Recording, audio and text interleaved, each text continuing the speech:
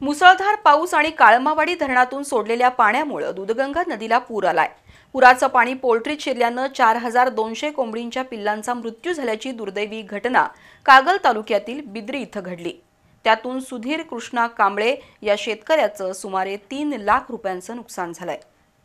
कागल तालुक्यातील बिद्री इथं सुधीर कांबळे यांची मुख्य रस्त्यालगत एसके पोल्ट्री फार्म या नावानं कोंबड्यांची पोल्ट्री आहे।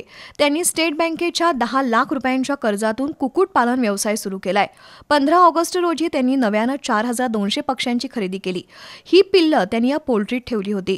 5 दिवसांच्या पालन पोषणानंतर ही सर्व पिल्लं व्यवस्थित होती। पण मंगळवारपासून काळमावाडी धरणातील विसर्ग वाढला आणि दूधगंगा नदीला पूर आला।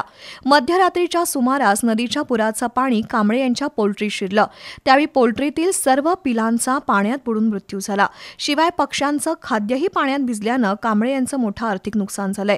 शेतकरी सुधीर कांबळे यांचं सुमारे 3 लाख रुपयांचं नुकसान झालं असून शासनाकडून नुकसान भरपाई मिळावी अशी मागणी कांबळे कुटुंबीय आणि ग्रामस्थांनी केली आहे।